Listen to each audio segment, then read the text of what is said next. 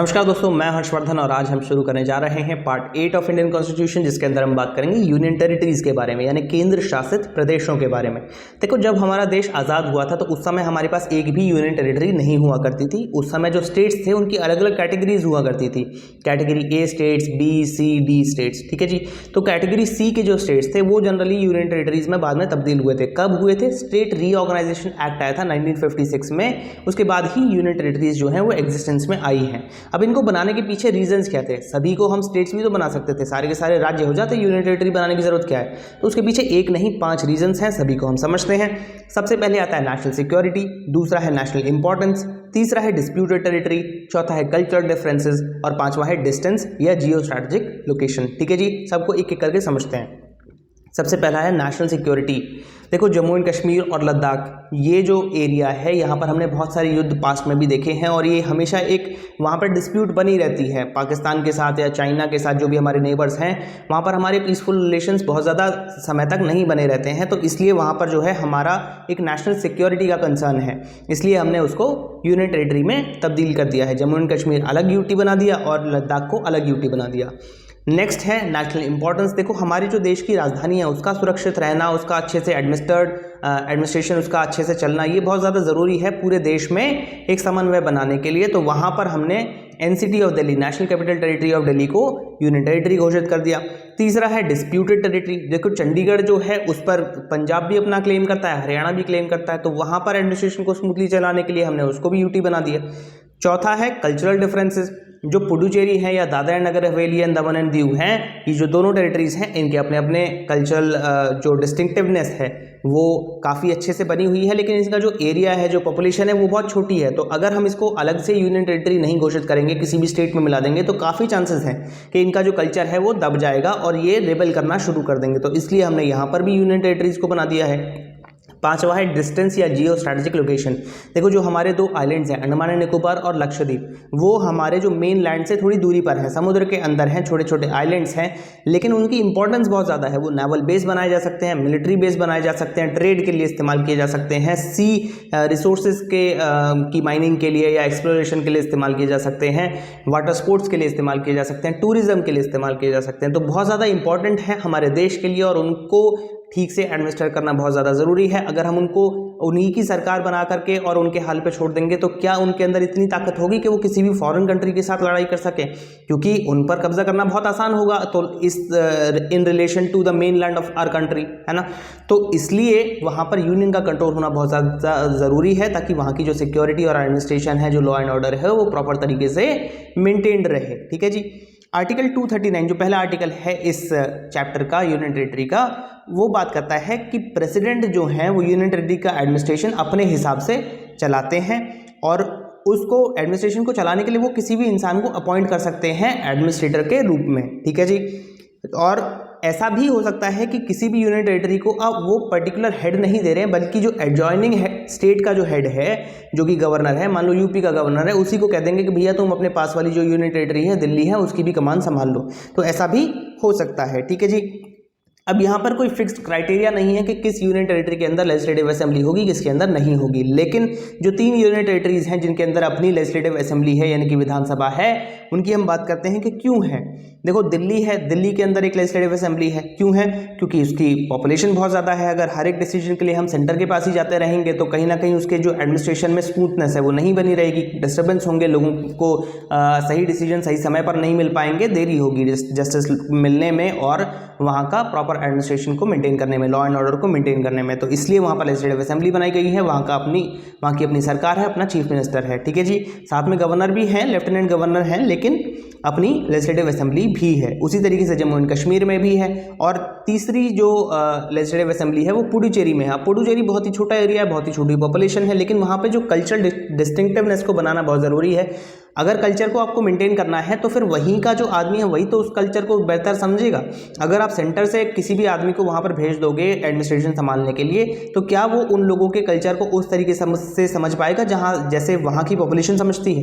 नहीं समझ पाएगा। तो इसलिए हमने वहाँ पर भी उनकी सरकार बनाने का अधिकार उनको दे दिया है, लेकिन साथ में एक लेफ्टिनेंट गवर्नर भी होता है। ठीक है जी। अब ज़रूरी नहीं है कि ये जो लेफ्टिनेंट गवर्नर है हर जगह इसको लेफ्टिनेंट गवर्नर ही बोला जाए, ठीक है जी। ये जो डेजिग्नेशन है उसको भी प्रेसिडेंट अपने हिसाब से स्पेसिफाई कर सकते हैं कि कहाँ पर इसको क्या बोला जाएगा, ठीक है जी।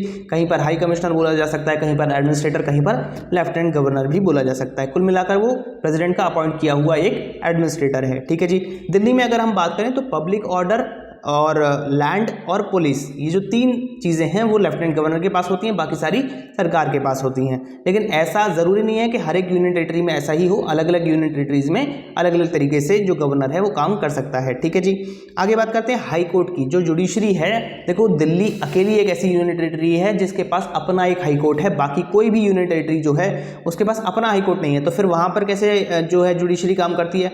वहाँ पर जो एडजेसेंट स्टेट है, जो उनसे लगता हुआ स्टेट है, वहाँ का हाई कोर्ट शेयर किया गया है उस यूनियन टेरिटरी के साथ, ठीक है जी। तो वो जैसे चंडीगढ़ में अगर कोई भी मसला आता है या किसी भी और यूनियन टेरिटरी में, दमन एंड दीव में आ रहा है, दादरा नगर हवेली में आ रहा है, तो वहाँ पे हो सकता है उनका अपना हाई कोर्ट नहीं है, तो जो स्टेट का हाई कोर्ट है उनसे लगता हुआ, तो वो उस हाई कोर्ट में अपने केसेस को लेके जा सकते हैं, ठीक है जी। आगे बात करते हैं पार्ट 9 की। यहाँ पर बात की गई है पंचायत यानी लोकल सेल्फ गवर्नमेंट की बात की गई है, पंचायती राज इंस्टीट्यूशंस की बात की गई है। आर्टिकल 243 से लेकर 243O तक ये कवर करता है, ठीक है जी। बलवंत राय मेहता कमेटी, ये बात आप ये जो नाम है ये आप याद रखिएगा, 1957 में बनाई गई थी कम्युनिटी डेवलपमेंट प्रोग्राम्स को एग्जामाइन करने के लिए, और इसी ने रिकमेंड किया था कि भैया हमें लोकल सेल्फ गवर्नमेंट बनानी पड़ेगी, लोगों के लिए सरकार जो है तभी मानी जाएगी जब वो डिसेंट्रलाइज्ड पावर के साथ बनाई जाएगी, यानी कि छोटे छोटे हिस्सों में अलग अलग समस्याएं हैं, लोगों की अपनी समस्या हैं और अपना समाधान वो जो अपना सोल्यूशन वो खुद निकाल सकते हैं, वो स्टेट गवर्नमेंट या सेंट्रल गवर्नमेंट नहीं निकाल सकती है। तो उस चीज़ को देखते हुए उन्होंने डिसेंट्रलाइजेशन ऑफ पावर की बात की थी और लोकल सेल्फ गवर्नमेंट बनाने की बात की थी, और इसी का कारण था कि 73rd और 74th अमेंडमेंट के अंदर लोकल सेल्फ गवर्नमेंट यानी पंचायती राज इंस्टीट्यूशंस और म्यूनिसिपैलिटीज़ को इस्टेब्लिश किया गया था, ठीक है जी। सबसे पहले बात करते हैं पंचायती राज इंस्टीट्यूशंस की। 73rd अमेंडमेंट में आए थे 1992 में, और ये जो लागू हुआ था 24 अप्रैल 1993 को, ठीक है जी। 3 टियर सिस्टम इसमें बनाया गया था। सबसे छोटा है ग्राम पंचायत। ग्राम पंचायत में जो उनके जो हेड होते हैं वो होते हैं सरपंच, और साथ में सरकार द्वारा नियुक्त किया गया एक विलेज डेवलपमेंट ऑफिसर भी होता है, ठीक है जी। ग्राम पंचायत के जो सरपंच हैं उनको इलेक्ट कैसे किया जाता है भैया? ग्राम सभा इलेक्ट करती है। ग्राम सभा का मतलब क्या है? उस विलेज में जो पॉपुलेशन है उसमें जितने भी लोग 18 वर्ष से ऊपर के हैं वो सभी ग्राम सभा का हिस्सा होते हैं। ये 4 साल में एक साल में 4 बार मिलती है, ठीक है। ग्राम की जो भी समस्या हैं, जो गांव की समस्या हैं, उनको डिस्कस करने के लिए, उनके सॉल्यूशंस डिस्कस करने के लिए, और इलेक्शन में भी भागीदारी लेती है सरपंच की, ठीक है जी। कुछ पंच भी होते हैं, अलग अलग इनकी जो क्वांटिटी है वो हो सकती है, किसी में 5 पंच हैं, किसी पंचायत में किसी में 20 पंच हैं, 5 से 20 के बीच में जनरली होते हैं, ठीक है जी। अगला लेवल आता है पंचायत समिति का। पंचायत समिति इंटरमीडिएट लेवल है यानी ब्लॉक लेवल है। कई सारी पंचायत मिलकर के एक ब्लॉक बनाती हैं, और उनके ऊपर जो सरकार का नियुक्त किया गया एक ब्लॉक डेवलपमेंट ऑफिसर प्रिसाइड करता है, और दूसरा होता है ब्लॉक प्रमुख जो कि इलेक्शन के द्वारा आता है। तीसरा जो लेवल है वो है जिला परिषद, ठीक है जी। डिस्ट्रिक्ट लेवल पे ये काम करते हैं, इनके नीचे ही सारे ब्लॉक्स आते हैं और सारी पंचायत आती हैं, ठीक है जी। इनका एक अध्यक्ष होता है, और जो अध्यक्ष है यहाँ पर कोई इलेक्टेड अध्यक्ष नहीं है, यहाँ पर जो गवर्नमेंट द्वारा नियुक्त किया गया एक CEO होता है, चीफ एग्जीक्यूटिव ऑफिसर, ठीक है जी। वो जनरली IAS ऑफिसर्स होते हैं जो कि पूरे जिले की कमान संभालते हैं, ठीक है जी, डिस्ट्रिक्ट कलेक्टर जैसे होते हैं। तो ये जो सिस्टम है ये प्रॉपर जो डायरेक्ट डेमोक्रेसी है ना उसी का एग्जाम्पल है, क्योंकि जो ग्राम सभा है उसका हर एक व्यक्ति यहाँ पर डिसीजन मेकिंग में पार्ट ले रहा है। बेशक साल में 4 बार ही मिल रहा है, लेकिन एटलीस्ट अपनी बात तो कह रहा है और डायरेक्टली अपने लीडर से कह रहा है, तो ये डायरेक्ट डेमोक्रेसी का एक एग्जाम्पल है, ठीक है जी। इलेक्शन की अगर हम बात करें तो जब भी इनके इलेक्शन करवाए जाते हैं तो जनरली 5 साल के टर्म के लिए ही करवाए जाते हैं, लेकिन बीच में अगर स्टेट गवर्नमेंट चाहे तो उनको डिसॉल्व कर सकती है, और अगर डिसॉल्व होते हैं तो अगले 6 महीने के अंदर दूसरी जो ग्राम पंचायत है उसका इलेक्शन करवाना पड़ेगा, ठीक है जी। इलेक्शन करवाता कौन है? स्टेट इलेक्शन कमीशन करवाती है, ठीक है जी। स्टेट फाइनेंस कमीशन, इसको आप ध्यान रखिएगा, यही वो कमीशन है जो कि पैसे का हिसाब किताब रखती है कि जनरली जो इनका जो इनकम का सोर्स है वो सिर्फ सेंट्रल गवर्नमेंट फंड्स और स्टेट गवर्नमेंट फंड्स होते हैं मेजरली, ठीक है जी। जो भी ये ग्राम पंचायत है या पंचायत समिति है या जिला परिषद है, इनका जो फंड आता है वो सेंट्रल गवर्नमेंट देती है या स्टेट गवर्नमेंट देती है। तो कहाँ से कितना फंड आया, कब आया, कितना खर्चा हुआ, कितना और आना है, क्या क्या काम करवाने हैं, ये सारी चीज़ों का जो ब्यौरा है, पैसे का जो ब्यौरा है वो स्टेट फाइनेंस कमीशन देखती है, जो कि गवर्नर द्वारा अपॉइंट करी जाती है, ठीक है जी। पार्ट 9A में बात करते हैं म्यूनिसिपैलिटीज़ की।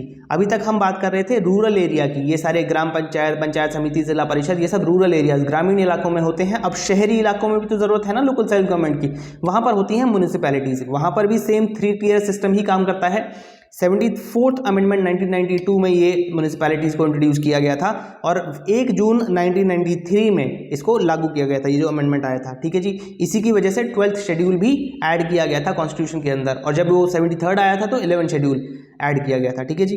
तो ये इसकी जो हिस्ट्री है, ये काम क्या करते हैं मेजरली। देखो, जब हम गांव की बात कर रहे थे तो उनका काम होता है नाली बनवाना, नाली की सफाई करवाना, या नल लगवाना, या बिजली के खंभे लगवाना, है ना।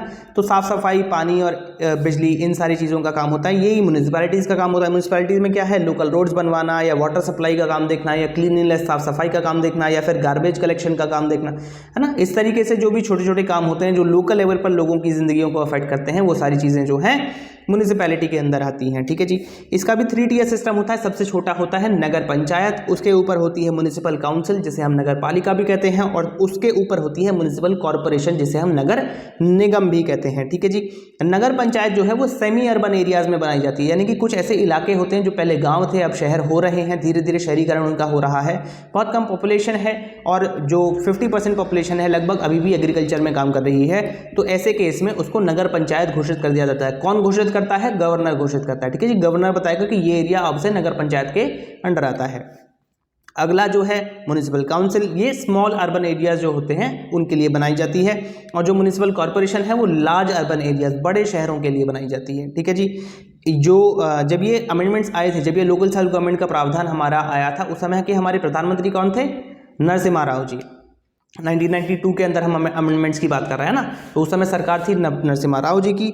और जो इनके हेड्स होते हैं, हेड्स देख लेते हैं। सबसे पहले नगर पंचायत के जो हेड होते हैं वो होते हैं चेयरमैन, और जो म्यूनिसिपल काउंसिल है कई बार उसको वार्ड्स में डिवाइड कर दिया जाता है। जब 3 लाख या उससे ज़्यादा की पॉपुलेशन होती है तो अलग अलग वार्ड्स बना दिए जाते हैं हर एक म्यूनिसिपल काउंसिल के अंदर। तो वार्ड्स के जो हेड होते हैं उनको कहते हैं वार्ड काउंसिलर, मतलब जो लोग वहाँ पर चयन होकर आए हैं और वो अपना एक अध्यक्ष चुनते हैं, ठीक है जी। तीसरा जो लेवल है म्यूनिसिपल कॉर्पोरेशन, उसके जो हेड होते हैं उनको हम कहते हैं मेयर, ठीक है जी।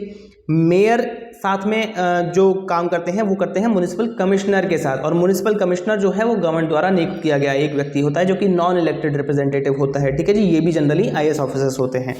तो इसी के साथ हमारा जो है 3 टॉपिक्स कवर होते हैं। सबसे पहला यूनियन टेरिटरी, दूसरा पंचायती राज इंस्टीट्यूशंस, तीसरा म्यूनिसिपैलिटी। अच्छा, एक चीज़ छोटी सी छूट गई थी कि यहाँ पर जो रिजर्वेशन है, क्या रिजर्वेशन का प्रावधान होता है लोकल सेल्फ गवर्नमेंट के अंदर? हाँ जी, बिल्कुल होता है। जो 1/3 सीट्स होती हैं वो वुमेन के लिए रिजर्व होती हैं, और साथ में SC ST जो कम्युनिटी है उसके लिए भी रिजर्वेशन का प्रावधान होता है। इसी के साथ हमारा ये जो पार्ट 8 है और पार्ट 9 है वो खत्म होता है। बहुत बहुत धन्यवाद।